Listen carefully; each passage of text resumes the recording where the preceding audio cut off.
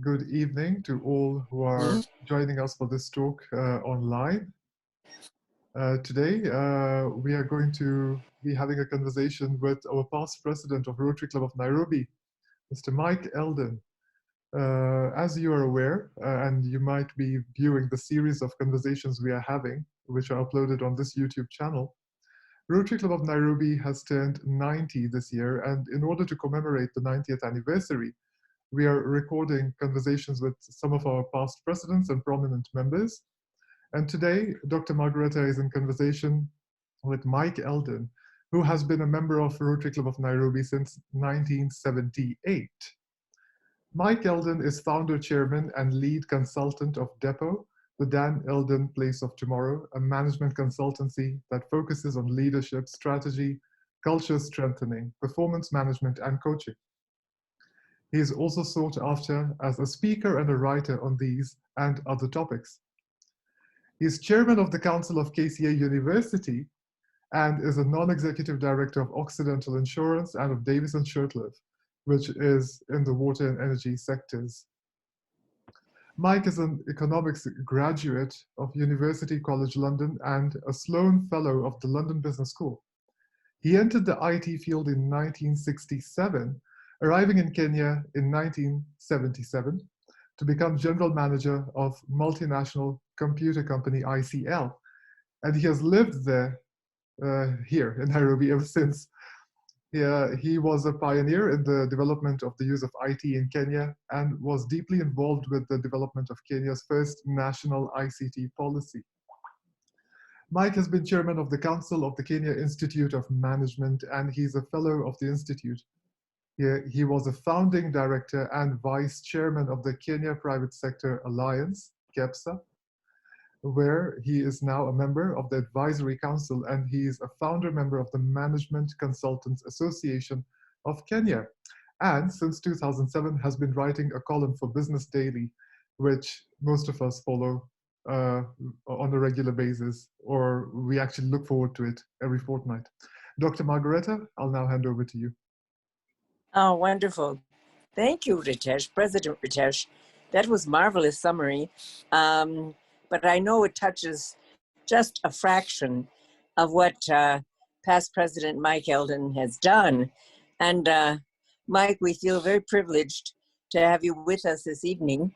You know, I think you've heard about our legacy project that we are, we've taken on for our 90th anniversary of our club. And we're very privileged to have you with us to be part of that legacy because you have much to share. So perhaps you could start by giving us a little background on what it is about Rotary that attracted you in the first place, where you actually joined in the first place, and then what actually attracted you to the Nairobi Rotary Club. That's an awful lot, but you can handle it. Well, it's very simple, actually, because, you know, in Rotary, it's not that necessarily you know about Rotary, but that someone else interests you and introduces you to Rotary. And that's what happened to me. I was the general manager of this, well, today we would call it an IT company. In those days, we called it a computer company. And one of my customers, the finance director, Bob Chase, was a member of the Rotary Club of Nairobi. And he invited me to come to some of the lunches. And I thought it was a fascinating collection of characters, of course, in those days, largely old white men, and doing a fascinating variety of projects. So when he suggested that he proposed me as a member, thinking that I would be a suitable one, I leapt at the opportunity. So did you shop around to see what other Rotary clubs you might have liked? Or did you just stick this lovely club? In those days, there were far fewer Rotary clubs. There was Rotary Nairobi North, Nairobi South, that's it. There were no others in Nairobi. And Oh. this one had, you know, a fascinating collection of members, and we'll go into that, I think, in a little while. So for me, it was a no-brainer. Now tell me, you've mentioned, touched upon it, but what are some of the values and qualities that appeal to you about Rotary, and especially our Rotary Club? Let me put it this way. The sort of people who join Rotary then and now are the best people in society. The people who live by healthy values, such as we personify in Rotary through the four-way test, through this simple expression of service above self, this collection of fellowship and service, which implies having a good time, doing good things. You can't get better than that. And that is why, for all these years, I have remained a member. And that is why many years ago, I introduced my wife, Evelyn, as then she wasn't, also to become a member. It's such a great society. Ah, wonderful. Well, tell us, what was the year that you actually became a president? And perhaps you can recall some of the projects that you were involved in that year, and start with that year. Before I get to that, though, I do want to tell you the consequence of having become a Rotarian in 1978, having spent just 1 year being totally new to Africa, the typical expatriate, and having got to know my fellow members, having got involved with Rotary projects.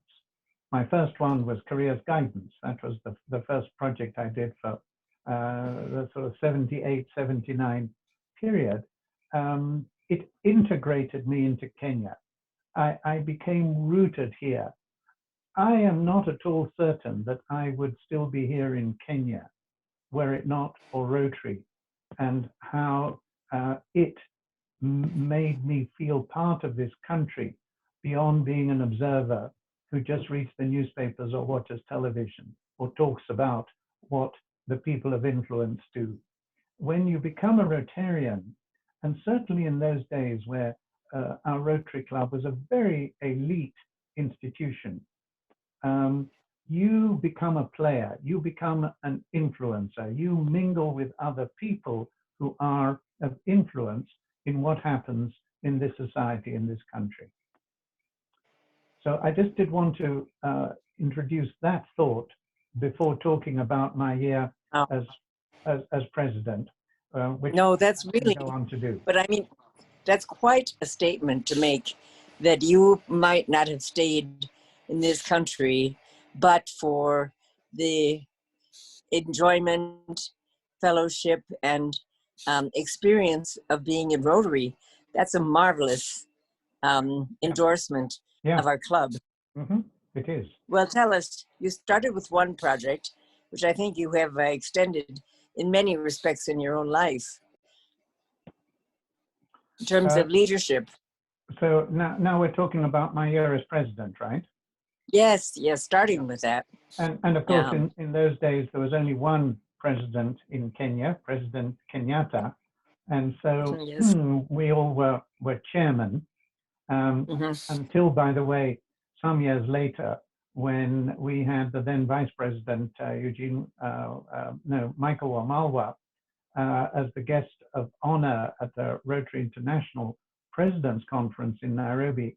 And I gave the vote of thanks within which I had planned to and did ask him if it was now okay for us, like just about every other country in the world other than Zambia, to start calling ourselves president again. And he muttered, he muttered, "Oh, what's in a name?" And I responded by saying, "I'll take that as a yes." And from then on, that's when we started calling ourselves presidents again. That was wow.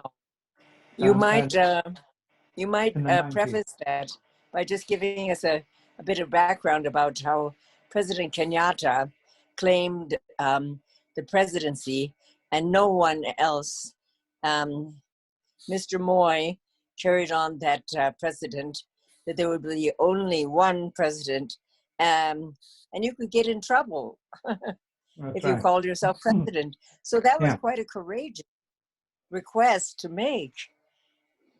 Well, it was the time when we were headed towards multi-partyism and things were softening. So anyway, I did it respectfully, and as it turns out, I got the positive response. Wonderful. Congratulations. Thank you very much.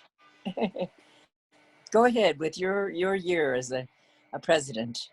I would say that it was clear to me at the outset of my year that I wanted very much to restart our Rotaract Club. There had been a Rotaract Club of the Rotary Club of Nairobi, but faded out. And when I joined in 1978, it had such members as Steve Munesi and Kalonzo Musyoka, who was, we called him Young Steve in those days. And I still think of him as Young Steve. And by the way, as he writes in his autobiography, and there's a picture which I'll tell you about, in those first years in Rotary, we had a national business management game, which the Rotary Club partnered with my computer company, ICL, and with Nation, which gave it publicity. So we attracted subscriptions from teams that competed for the prize of the one who won the business management game.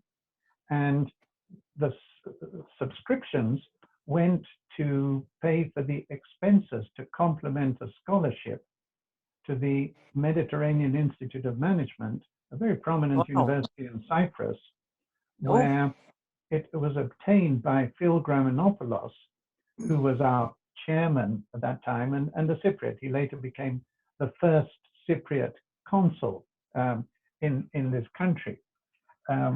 So Phil Gramanopoulos and I interviewed candidates for this scholarship, and the one we selected was Kalonzo Musyoka.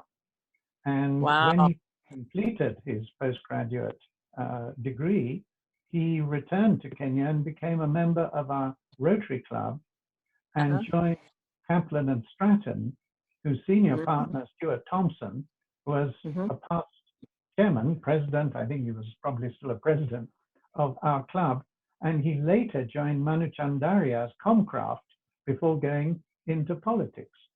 And we also had another cabinet minister in those days, Peter Nyakyamo, who was before with Barclays and later became a cabinet minister. And of course, Kalonzo Musyoka also became a minister. In my early year in Rotary, Kiale Mwendwa, who just died a few weeks ago, wonderful gentleman, he went into politics and became a cabinet minister. So these were the sort of people we had as members of our club in the 70s and around that time. So my project was to relaunch the Rotaract Club. How do you do that? The idea I had as I was running my IT, my computer company, was to ask two of my bright young Turks, one an engineer, another a salesman, to do it. And they did. They gathered a group of young people around them and launched the Rotaract Club of Nairobi Central, as it became called, in my year. David Maruri, who was the second chairman after the first one, Henry Njoroge. Henry Njoroge went on to be a very prominent leader in the IT industry. And David Maruri eventually became the general manager of Africa Online, the then leading internet service provider. And the day he was appointed, he came to see me to tell me that were it not for him having been an engineer and grown his professionalism in ICL. And were it not for Rotaract, he would never have become general manager of Wow. Africa. Yeah. Wow. So this for me was my big project, my legacy that I was determined to see happen. And it took two young men in my company to make it happen. So you introduced those two to Rotary in the first place, right? Well, They through didn't. Rotaract. Yes, but they were not Rotarians to No, begin not with. at all. No, they were They young. They were in their 20s. But they had you as their example. Yes. And in those days, of course, the average age of Rotarians was very high. I was by far the youngest member when I joined at the age of 34. I mean, it was unheard of. And when I became chairman in '86, I was by far the youngest chairman they'd ever had. And I think I was one of the very few club members who didn't have white hair. I think that's true. Now, give us a sense. This is leading a wonderful segue into your sharing with us some of those white-haired old gentlemen who you got to know very well even before you became president. Maybe you could share with us because we don't have them here to interview. Well, that's right. And do you know what I thought I would do is we used to have these printed directories. I've got one, I think it was maybe the last one we did from 2016, 17. And we always have this page where we list the past presidents. And so I went back to see, well, which of these past presidents were my buddies? And one of my close buddies, and the one who was president longest ago, was Vic Browse, who had an optician's outlet in downtown Nairobi. And Vic was our president in 1948-49. Oh, wow. Yeah, that's when I was 3-4 years old. It was in his year that the Jacaranda School for the Mentally Handicapped, as it was called, was founded. Oh, wow. The next thing on my list, between him and the one I'm going to mention in 1950-51, Mervyn Cowie, between them was Sir Ernest Vasey, who was Manu Chandalia's company's chairman. I didn't really get to know him. But Mervyn Cowie, who was the president in 1950-51, he was the founder of the Nairobi Game Park and the whole movement of conservation that got going in Kenya around that time. That is not a small matter, is it? That's mean, look at our economy and tourism, what we rely on, those game parks. Wonderful. He had a wonderful little white moustache, a sort of very British military moustache, a very jolly gentleman with a wonderful sense of humor. They all did. Vic Browse, he had a very risky sense of humor. And I remember him being the Sergeant at Arms at Yusuf Kodavola's district conference in 1990, I think it was. And I was the chairman of the conference that year. And we had people from all over the Indian Ocean islands in those days, Francophones, particularly people from Réunion, who always brought cheese and wine. We always had a cheese and wine evening with the Réunion Rotarians, but they didn't speak English. And the Mauritians were also Francophone, Seychelles in between. But we needed simultaneous translation in those days. And in the formal sessions, Rotary hired formal interpreters. But during the social events, like the governor's final dinner, Yusuf Kodavola's final dinner, there were no interpreters. So I acted always as interpreter, because I speak French, between French and English.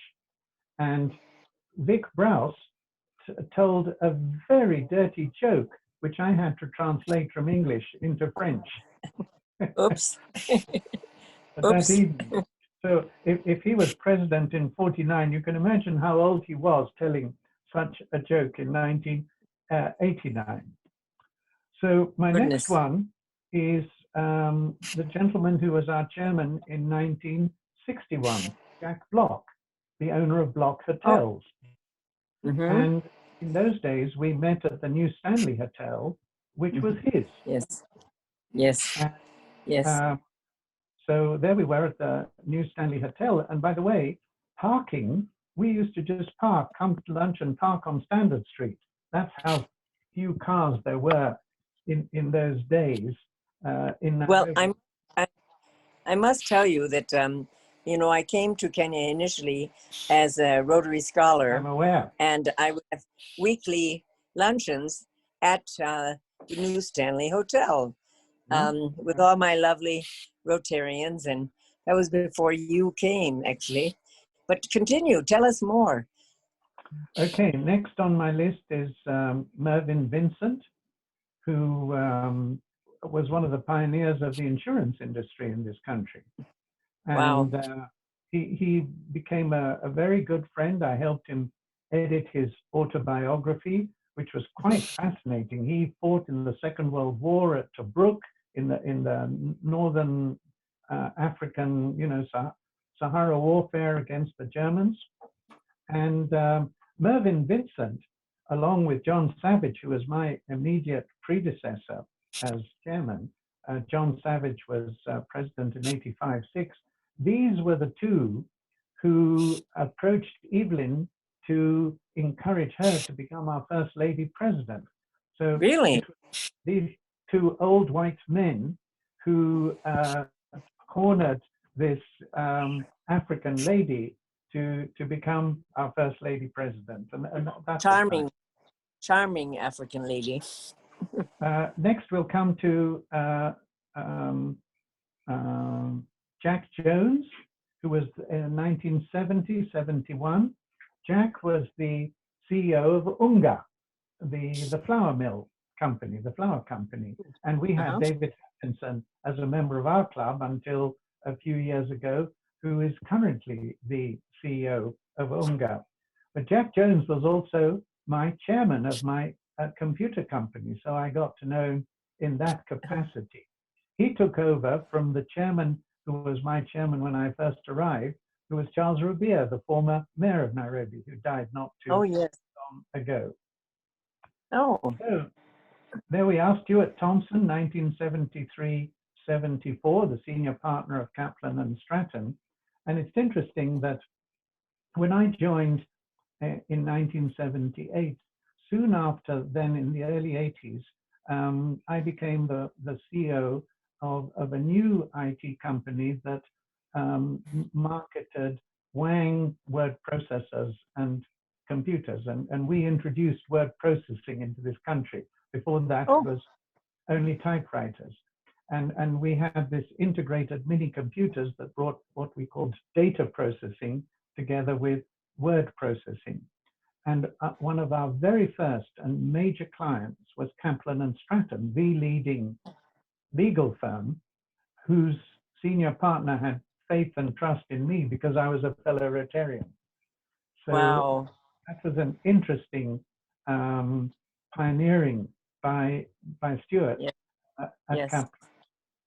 And I role played Stuart when I was doing this careers guidance at the University of Nairobi as my first assignment in Rotary, because I had to think now, how can I add value on careers guidance? And I'd had young Kenyans applying to me for jobs for about a year, graduates from the University of Nairobi. It was the only university then, of course.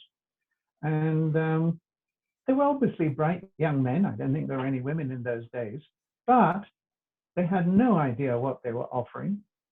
They had no idea what I was looking for. And so they were hopeless at interview. Most people still are. So I decided I would help university students do self-exploration to see, to look at their strengths and their aptitudes and to see how to research into potential employers and how to project themselves appropriately. And I rang I ran for the University of Nairobi through ISEC, the International Economic Students Association, on whose board of advisors I also sat for many years. They organized these events, and I would have 250 students in a room, and I had highly interactive sessions. Of course, then as now, the last thing students are used to is interactive sessions. They're used to being lectured at, but I got them to reflect and to explore and to figure out how to market themselves and how to.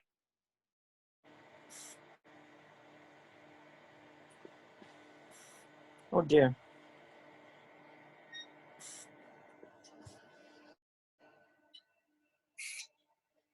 Now, Ritesh, Yes, what do we do? we are back on. Oh, we're back on? Mike? Yeah? Are you back with us? We lost you for a moment.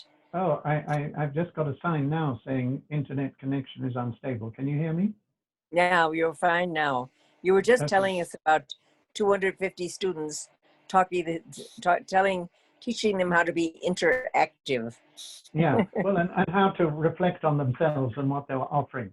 And so I ran 2 role plays where one played an interviewee who didn't know how to interview, and the other one who would have been coached by me, which he was. And I played the role of Stuart Thompson, interviewing both of them for an internship for a pupillage at Kaplan and Stratton. And Stuart was a very stern, inhibiting Scotsman. And it was great fun we had together. So there's Stuart Thompson. So then we had, yes, when I joined Phil Gramanopoulos, I was telling you about him, the Cypriot, he brought Datsun, now Nissan, into Kenya through Westland Motors and became, as I said, the first Cypriot consul. Kyalem took over from him in 78-9. And in 79-80, it was John Kamali, who was a wonderful gentleman who specialized in optical equipment, microscopes, Leica cameras, and he was a fabulous bird photographer, and he did these extraordinary coffee table books of his photographs. Manu Chandaria was the chairman in 82-3, and I have to go back to 1974, where our first African president was Joe Wanjui. Yes. And I got to know Joe Wanjui extremely well, not only through Rotary, but when I was the chairman of the Council of the Kenya Institute of Management, he was like the patron. It was called the national chairman. And we worked together very closely also in KEPSA, as we did with Manu Chandaria, who was the founder chairman of KEPSA. And Joe joined us as one of the Council of Elders when we set KEPSA up in 2003. So there you are. These are some of the characters from this extraordinary array of distinguished Kenyans who were members of our club and leaders of our club. And the one thing that many of these, of course, did not wish to see was to have women members. Oh dear.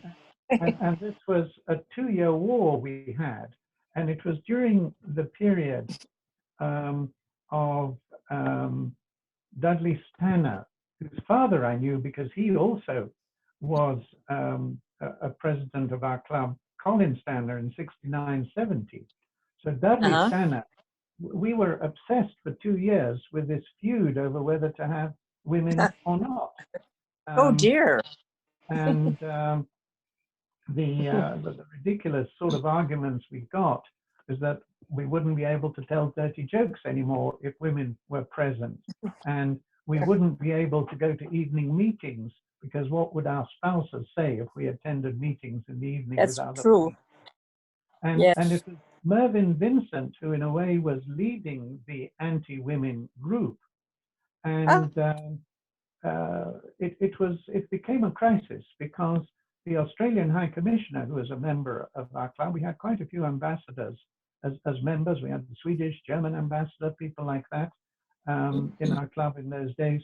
But the Australian High Commissioner, when it became possible for Rotarians to have women members, and we didn't, he resigned because it was against his principles and the Australian ethos. Eric Crystal was about to resign. Joe Unjui was about to resign, and they wanted to get me to resign with them. But I said, no, let's continue persuading others from within. And I got together with Mervyn Vincent, and I said, Mervyn, you may not be very excited about having women in the club, but surely you don't wish us to lose more and more of our wonderful members. And that flipped him, and he became an advocate to the anti-women to persuade them to join. Jonathan Campaign, who by the way is visiting here just now from America, he was another very pro-women advocate. So Jonathan, myself, and various others, now with Mervyn, who eventually promoted Evelyn as our first lady chair, we got it through. We got it through. And so I would say that one of my things that I enjoy looking back on is my role in bringing women into our Rotary Club, which is when, of course, I proposed Evelyn as our first lady member. Oh, that was what I was going to ask. Yeah. I thought you were the one who persuaded her to join our club. Well, I did, but it wasn't persuaded her. She was very happy to join. And you talked to her a couple of weeks ago. She'd already spoken to our club and saw the sort of people who are there and the atmosphere. And Evelyn's always been very much at home in male-only setup, so this was no big deal for her. Yes, that's wonderful. Oh, that's amazing. We are so fortunate to have you as part of our legacy project, because you seem to have been there right at a turning point when you still had access to some of these ancients, wise men who had lots of experience. And as you say, they made what about, you didn't mention Derek Erskine. I didn't know him. Oh, no, you didn't? No, he was no longer a member when I joined. No, yes. But obviously Joe Unjui and Manu preceded me in the club. Wonderful. That's fantastic. Well, Mike, thank you so much. Now, do you have any other comments? Or Ritesh, President Ritesh, do you have any questions you might like to ask of our esteemed past President Mike? Yes, definitely. But before I actually ask a question, I also want everyone who's listening and watching to know that Mike is a very, very active member and has always encouraged younger members of the club to come up into leadership, and has mentored us very well, and is also particularly fond of the mentorship program which is taking place with our Rotaract clubs. And currently we are also in the process of chartering a Rotaract club to mark our 90th anniversary as Rotary Club of Nairobi. We are in process of chartering a Rotaract club at KCA University. And perhaps Mike can say a few things about our relationship with KCA University. And I would also like to say that just very recently, we had a wonderful speaker at the club during a club meeting, Reverend Samuel Kobia. And these are the kind of strategic alliances which Mike brings to Rotary. He has shared with us some interesting ideas how we can partner with NCIC, not only as Rotary Club of Nairobi, but on a district level and higher. So I'd just like Mike to highlight some of these interesting partnerships, and also about a bit of a history which we have with KCA University. Good. Well, yes, I should add that I'm no longer the chairman of KCA University. My term came to an end last April, but I'm still very close to all the people there. I joined the council quite some years ago when Martin Odoro-Tieno was the chairman. He was the one who invited me to join the council.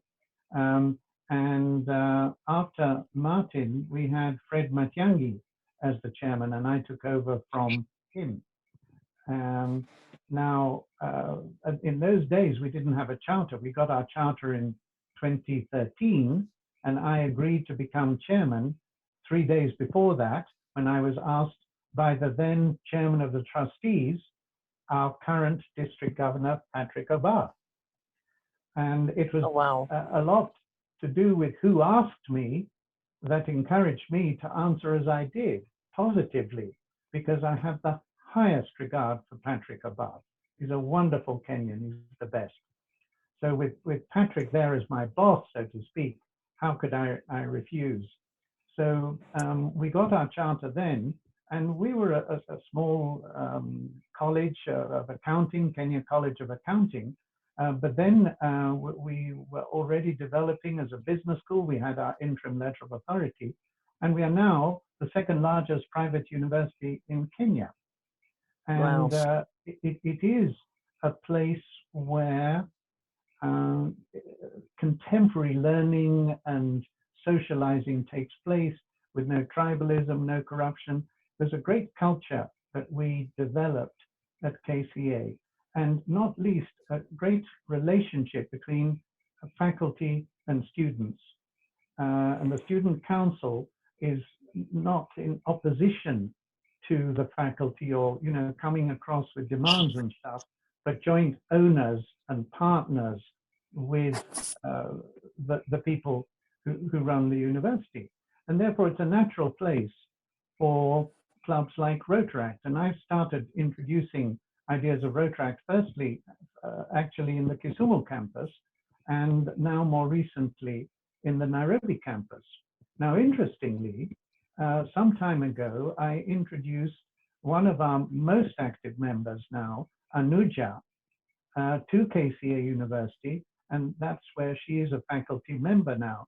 And she is the one who's taken the concept of Rotaract to its practicality and to its imminent chartering. So I'm really delighted at how Anuja has taken the baton and has been moving it to fruition. And we typically at our Zoom lunchtime meetings have representation from KCA University's Rotaractors.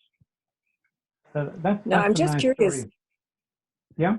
Oh, that's wonderful. Do you know when KCA became a university? It became a chartered university in 2013. And it was the day when we had 12 universities were chartered. Some were chartered in a new way, including University of Nairobi and others, and several others, private and public, were chartered for the first time, including KCA. Ah, I see. Because I know it is KCA, and then we now know that it is a university, and as you say, it's growing tremendously.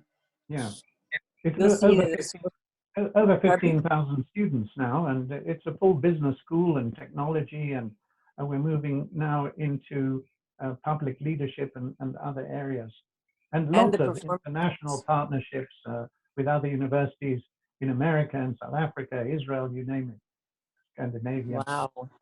You're moving into the performing arts also, which is very interesting. Yes, they opened up a department of performing arts. Yes, and at our graduation commencement ceremonies, we always have a wonderful choir singing. Oh, marvelous. Well, Ritesh, did you want to ask further? So I was going to go on to NCIC. Should I a bit? Yes, please. Please. Yes, please. Yeah, so this is the National Cohesion and Integration Commission, one of the commissions set up after the post-electoral violence of 2008 to bring about social cohesion in this country. Unfortunately, because within its mandate is going after people who utter hate speech, and because the media loves all the publicity that surrounds those who have uttered hate speech, prominent, noisy politicians, it has become too much known as the Hate Speech Commission. Whereas the overwhelming majority of its work is in quiet, behind the scenes, peace building between communities around the country. It's just like KEPSA does things very quietly behind the scenes. So, you know, a lot of people don't know too much about what KEPSA does because it's important, unlike with human rights activists and other civil society people who exist on the basis of publicity and controversy and in-your-face anti-establishment posturing, and then they become less influential too often. So NCIC does this gentle nurturing nudging behind the scenes, mediating and helping to educate the public. So I'm an advisor to the chairman and his team on how to do that and how to partner, not least with the private sector, with places like KEPSA, but also with other government institutions who are interested in national values, including, of course, the Building Bridges Initiative that writes so much in their document about national values, national ethos. But of course, that's been swamped by the reduction to the political maneuvering between those who want the expanded executive and the expanded legislature and those who don't. So the task of NCIC is to bring Kenyans together. And it's a fascinating role that they are sought to play. And Sam Kobia, who I invited to speak to our Rotary Club, who's a former Chancellor of St. Paul's University, a former head of an international Christian organization based in Geneva. Which one was it, Evelyn? World Council of Churches. World Council of Churches. He was the head of that. Yes. Just the ideal man who himself personifies the best of values. We have our national values identified in the Constitution, but they're buried deep there. No one ever refers to them. No one knows what they are, 17 boring words. And we are working on trying to bring them to life in partnership with people like Brand Kenya, who are now part of a merged entity, KEPROBA, with the Export Promotion Council, and with Vision 2030, which has always had these values to underpin the social and political and economic pillars. So that's the sort of work I do there. And it was clear that Rotary, where one of our 6 pillars is peace, we would be natural partners to NCIC. Really important organization. No matter what people may, however they may discount it, it's really credible and pioneering. You know, all these human rights organizations came later in the game, and a lot of them are sort of donor funded kind of thing. This is a more Kenya-based operation. So thank you very much for being so supportive. Yeah. I mean, the problem with them is that because they're into bringing people together in peace and stuff, the media isn't interested except when they go after the hate speech. So that's why they aren't as prominent as we'd like them to be. And so I've also written articles and helped edit articles. I've appeared on FM radio stations to try and explain how it all works in ways that we're talking about a little here. Well, I would also love to write a story about NCIC. If we can think about that, we can talk about it in future. Good, you're on.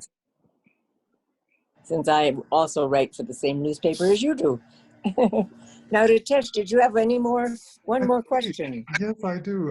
You see, since I was listening to Mike talk about peace, and immediately what comes to my mind is a wonderful global grant, which has recently completed. We completed the global grant about a year and a half ago.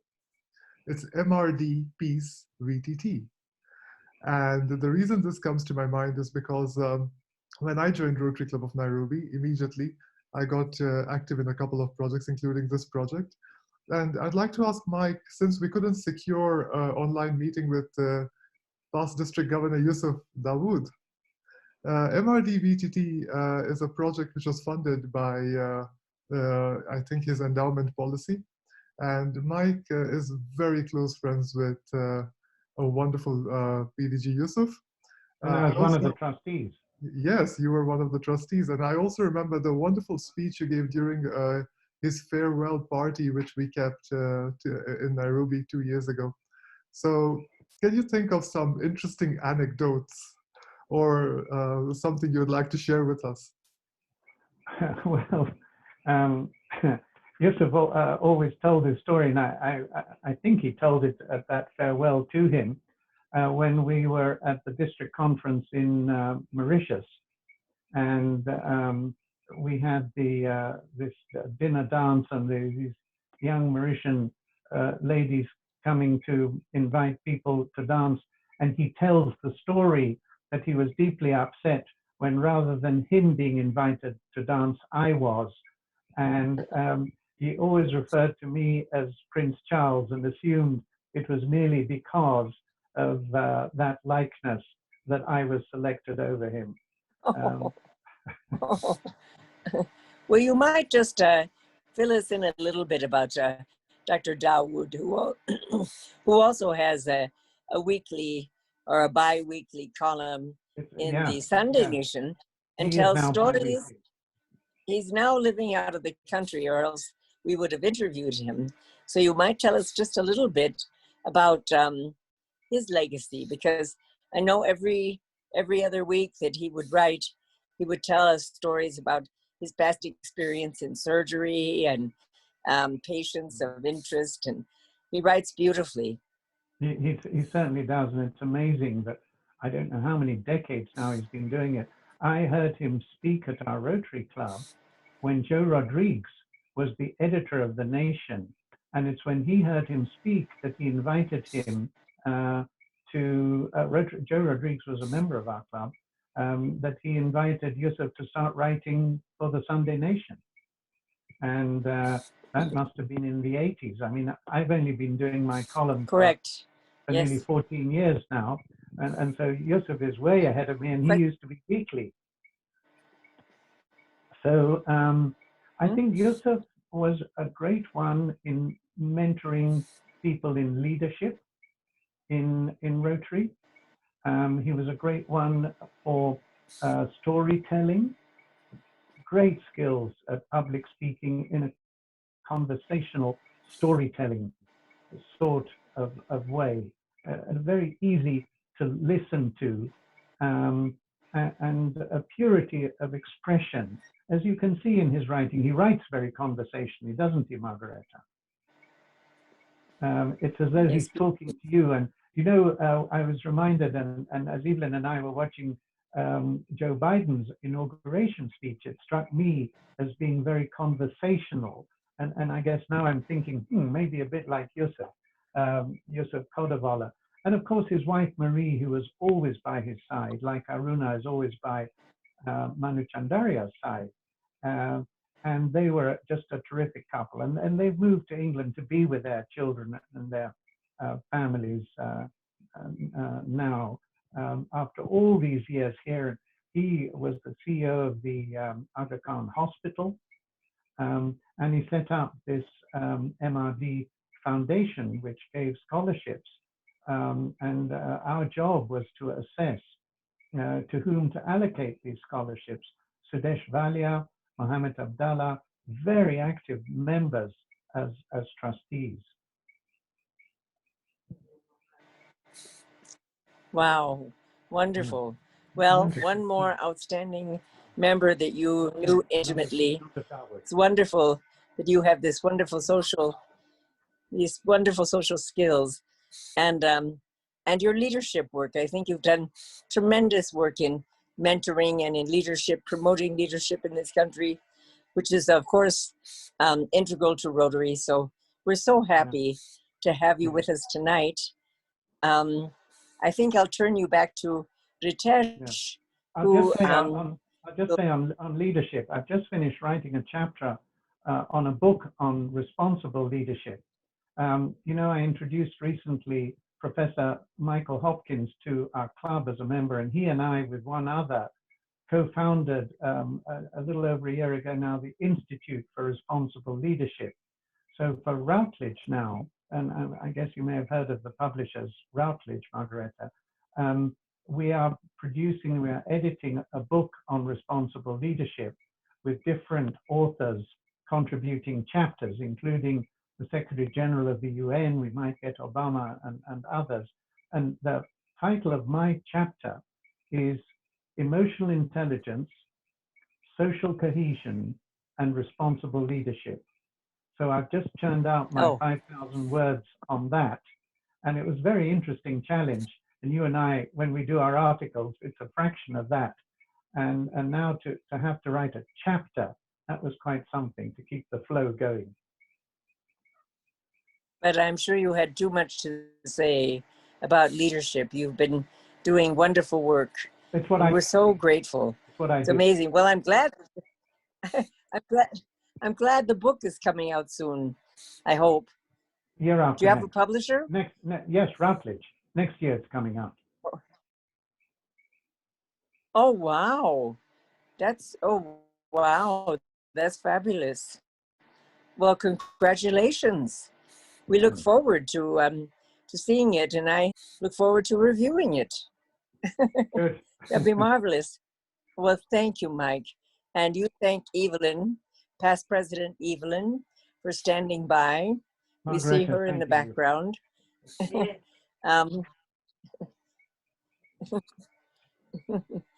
Yes, wonderful. Well, Ritesh, would you like to wrap up our evening? Yes, I would. And I believe Mike and Evelyn are one of our favorite couples at Rotary Club of Nairobi. And it's always wonderful online to see them together. And Mike has been a wonderful mentor to me as well. And, you know, I think there's his book, Kenyans, Yes We Can, is truly a wonderful read. And of course, we are all hooked on to the articles which he writes for Business Daily, and we share them on our chat groups as well. There's always something interesting to read from Mike. And I was just mentioning to Mike in passing yesterday that every time we get to speak to him, we always get to learn something more and something interesting, something new, always. So thank you for allowing us this opportunity to have this conversation with you. And we have learned quite a bit today as well, and some interesting anecdotes. And thank you for all that you've done. And we wouldn't be here were it not for members such as yourselves. So thank you so much. Yes, thank you, Mike. Wonderful. And thank you, President Ritesh. Ritesh, this is a wonderful idea. So, Mike, you contributed immensely to our project. Thank you. Thank you. Thank you. Thank you, Ritesh. Thank you.